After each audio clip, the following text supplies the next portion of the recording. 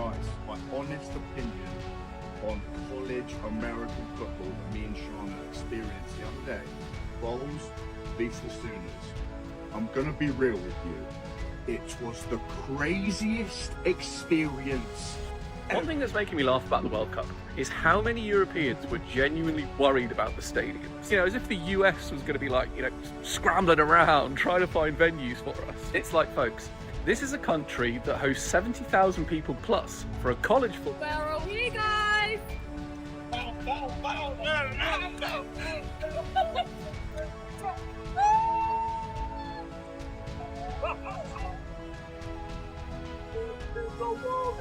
Gotta show you this because it looks like just another door to the entrance. But when you walk in here, look what happens.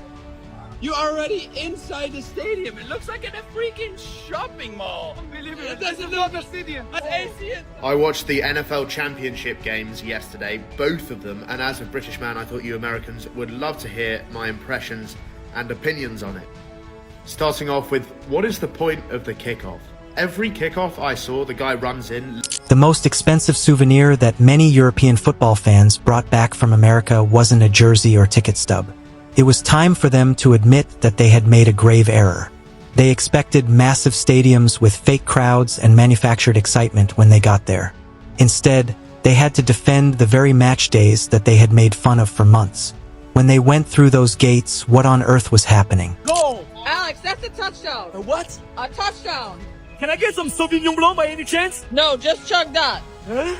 Wait, why is the game stopping? It's called a timeout. But the game only started 30 seconds. Today I'm taking my European girlfriend to an Alabama football game for the very first time. We are in Tuscaloosa and Bryant Denny is right behind us. So let's go enjoy the college football game today. A strange pattern seems to emerge each time a major sporting event is held in an unexpected region. Months before a single ball is kicked, predictions begin to circulate with amazing conviction. Craziest thing here in America. So it's blazing hot outside, but look at this. I'm going to step into this establishment and it's chilly. It's hot outside, but when you step in, it's like a winter's day. This guy had some Texas barbecue, had some brisket, and he is just, you can tell he's in heaven. Watch this. This is amazing. Scotland. Yeah. Oh yeah? Professionals become fortune tellers. Social media turns into a courtroom. And all of the decisions regarding the tournament's outcome are made by millions of people who aren't even close to the event. London at Wembley for the Jags versus the Rams with the NFL. Your eyes don't deceive you. That is me on the pitch at Wembley. On the pitch. And I'm here to show you what it's like to go to an NFL game in Europe. For any Americans watching, London is in... Oh. Big arena. That's a lot of people. Many assumptions had become commonly held ideas by the time the United States was preparing to host the biggest football tournament in the world. American stadiums would be cold. The atmosphere throughout Europe would never be the same. Qatar had to build stadiums. Russia had to build stadiums. But the US just looked around and went, will any of our current billion-dollar cathedrals do? And it turns out they will. Because here's the thing.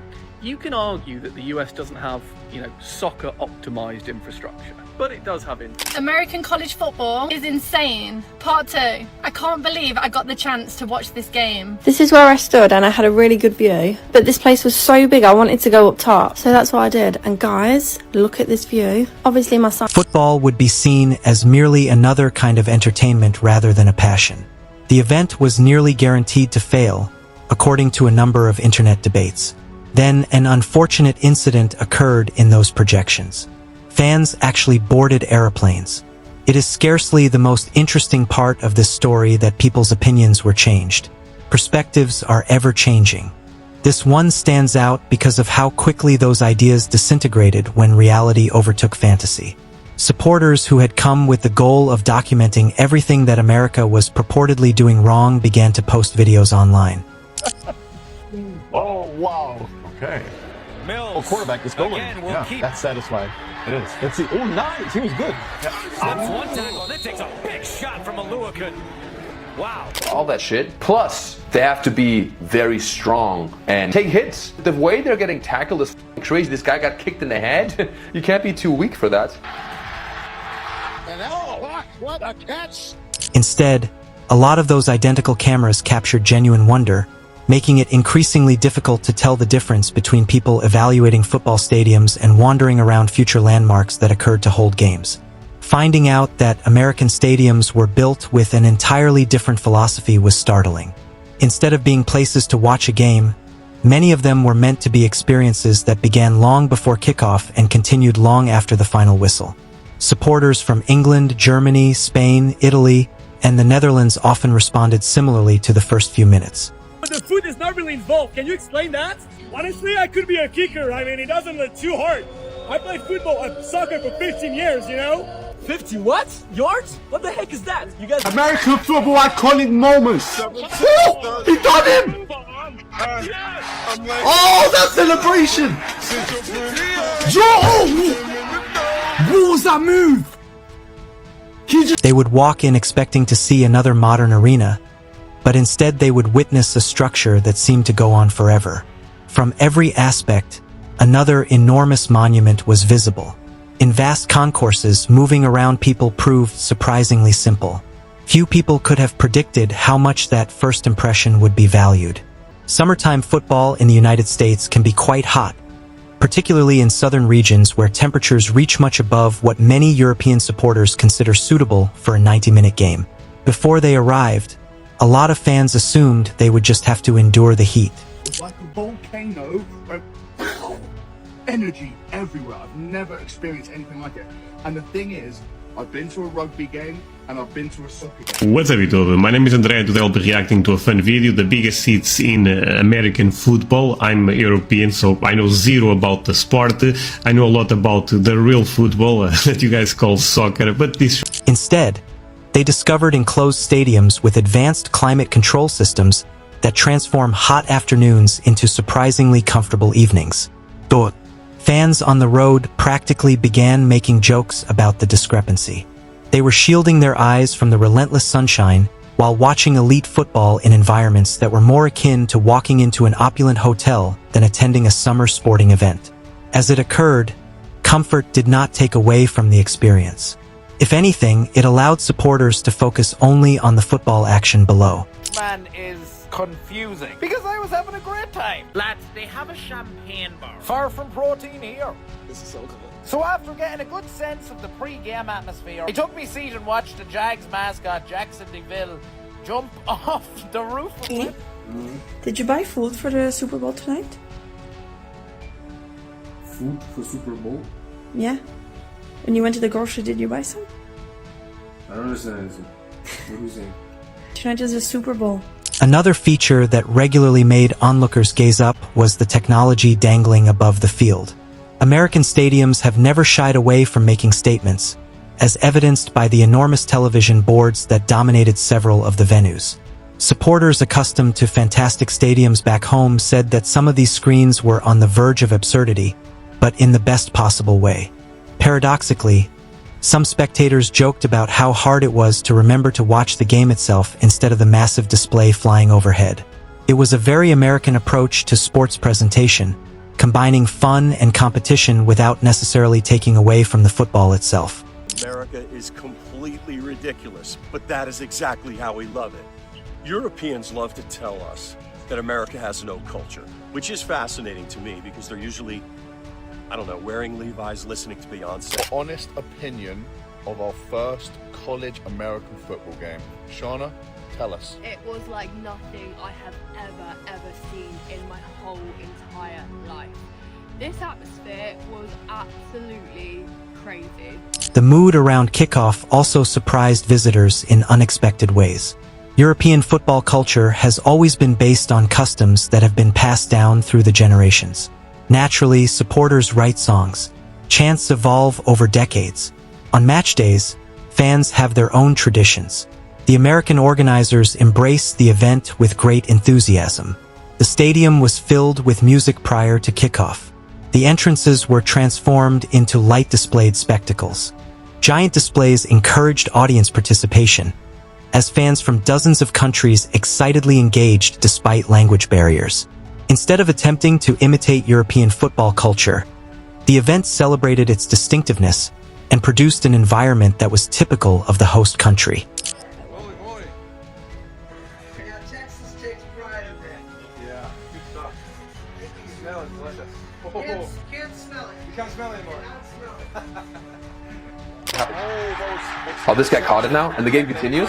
Over the year, it just makes it. Wow, so he just caught it. What a G.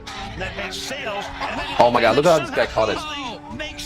Oh my god, I've never seen. He's got something. Oh my god. The tournament's openness to be different was perhaps one of its strongest features. Every World Cup has a distinct identity since every host nation naturally makes its stamp on the sport. Football was celebrated in a carnivalesque manner in Brazil. Germany was quite well organized. The famous Vuvuzela melody originated in South Africa. Visitors began to appreciate its uniqueness over time. They started to consider whether each event should have a unique element rather than why American stadiums were different from those in Europe. You guys call this football? Yeah. But do you play it with your feet? No. Interesting. Like, how did I even start? They asked for my ID. That's hell with a helmet. First and 10. Felt that's a Polamalu. And down. Let's listen in. And this is just a quick trailer to my second channel where we follow NFL. Link below. By rating Russell Wilson on the elite level in my tier list. Before the competition, one of the most prevalent fallacies was crowd noise. Critics said that countries without century-old football traditions would never be able to replicate the ambience found at Europe's most famous stadiums. On paper, the complaint made sense. It takes decades or perhaps centuries for football culture to emerge. Inside those stadiums, supporters from Argentina and Japan stood side by side. Brazilian drums filled the spaces occupied by Dutch supporters. English songs and Mexican cries intermingled before thousands of unbiased supporters happily joined whichever celebration turned out to be the loudest. There wasn't a single kickoff return in either of the games I watched, so why is everybody getting out there for a proper play? They need to move it back or punt it or something so there's actually a play. I mean, what's the point? It was all so American. This horse was beautiful. I grew up wanting to be an American student. So the fact I got to see all this was insane. It's real. They actually have a band. And they sang the national anthem, which is my favourite part. And then they sang another song, which this one I didn't know. And everyone had the team's hand signal. As a result, rather than being a contest between local teams, every game turned into a festival of international football, producing an atmosphere that was almost unparalleled during a normal domestic season. Numerous European visitors admitted that they had utterly miscalculated that dynamic. They had imagined that only American viewers would carry the mood. Instead, the sport evolved into a global celebration where dozens of football cultures came together in venues that could magnify every goal-related outburst, drum beat, and chant. It was difficult to make a direct comparison between the experience and normal league football, even among enthusiastic supporters of their local teams. It was not an attempt to replace Saturday afternoons in Manchester, Dortmund, Amsterdam, or Milan. It was creating something rather different. Binge watching Netflix. So I say to you this, my brothers and sisters in NATO. You don't have to like America. You just have to explain why you're dressed exactly like us. And I will tell you this, there are many things we will readily admit. America is completely ridiculous. So there's two Aussies sitting in London trying to understand American football. Can someone explain to us what the freak's going on? Playing Sydney Swans AFL theme song. We don't get the tune. The significance of that difference increased as more fans shared their stories online.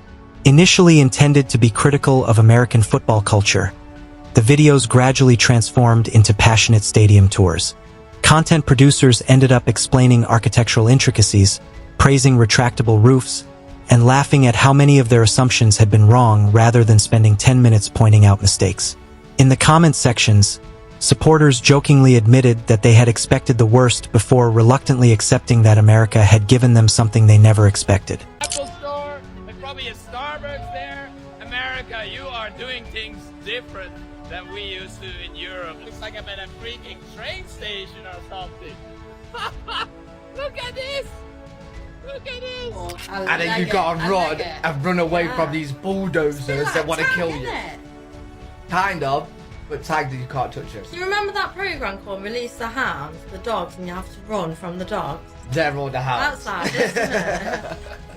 Perhaps the greatest irony was that none of these events required carefully thought-out marketing campaigns or slick promotional videos.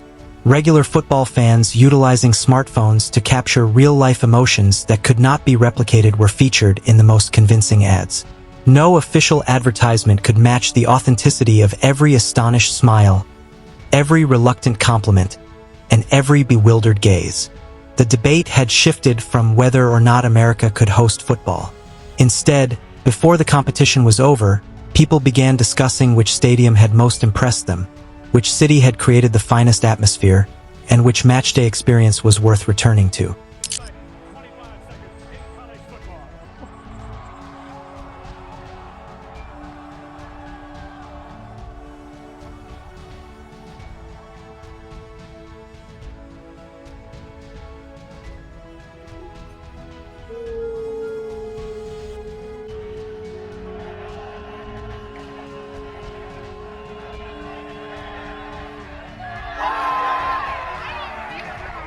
As additional supporters from over Europe arrived, they inadvertently brought with them the same aspirations that countless others had given up the instant they stepped through those enormous stadium gates. These conversations were especially intriguing since they rarely sounded like people admitting complete loss. Football supporters are known for being committed to their traditions, and many visitors were still talking passionately about how close their home pitches were. All of it persisted despite the fact that they had spent the night in one of the newest venues in America.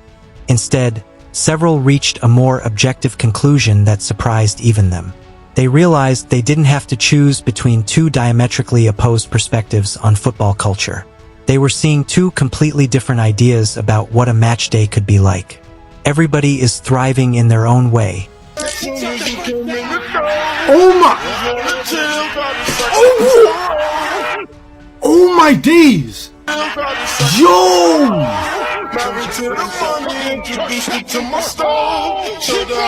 This boy is crazy! Football is not popular overseas. I'm gonna be asking the British people, can they name the GOAT? Who is this? Oh no. That looks like John Cena. Bro, you can't be serious. Is it something to do with NFL? Yeah. That's all I've got. Is it like one of the people Donald... This difference grew more noticeable when people traveled from city to city instead of watching the competition from one place.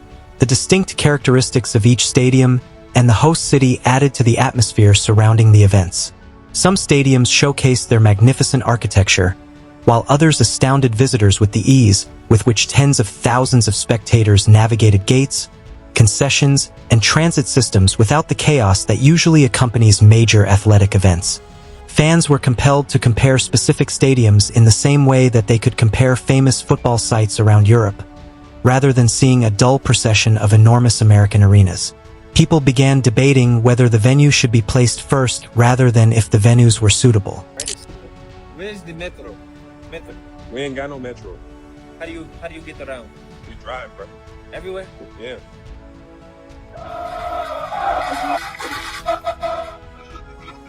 It was really hot. Alright.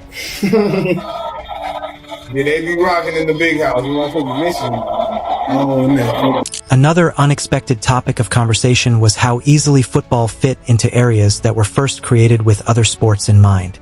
Critics said before the tournament that stadiums designed for American football would inevitably feel uncomfortable hosting the world's game. But as soon as the seats were occupied and national anthems could be heard around the arena, those concerns disappeared. Each location was quickly transformed by the supporters into a temporary home for the nation performing that day.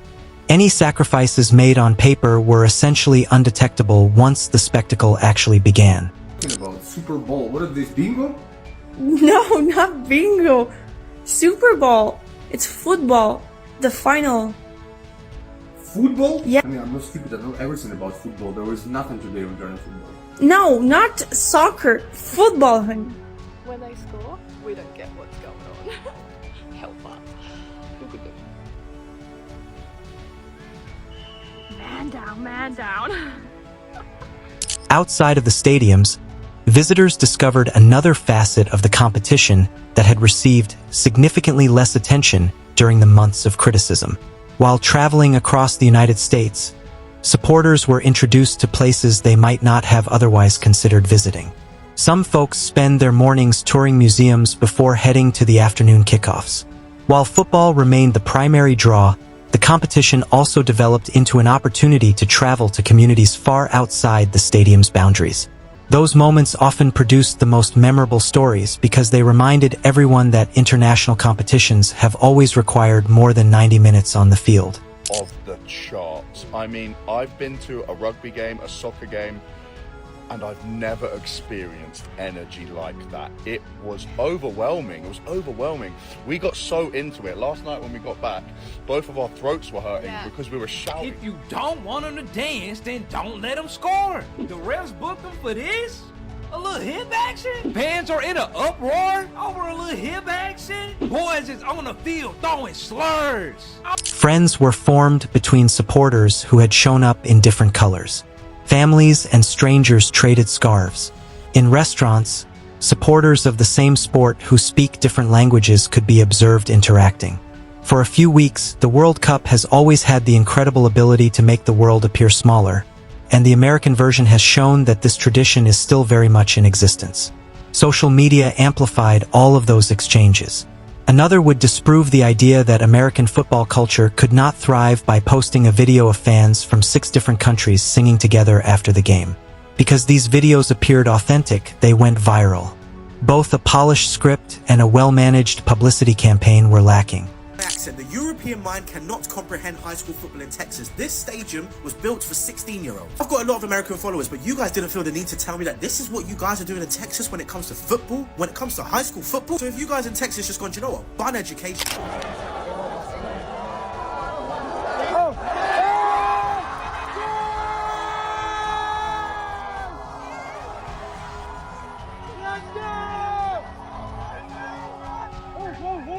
Regular supporters were learning something that viewers could not have predicted. That sincerity proved to be really powerful since it challenged assumptions without turning into a confrontation. Rather than asserting that critics had been completely wrong, the competition allowed reality to speak for itself. The most significant lesson of the tournament has very little to do with stadium design or entertainment technologies. It served as a reminder of how quickly perspectives may change due to distance. It is incredibly simple to form impressions about places we have never been, particularly when those opinions are reinforced by headlines, online debates, and stereotypes that are repeated often enough to seem accurate. You're Drake, right? Do that shit!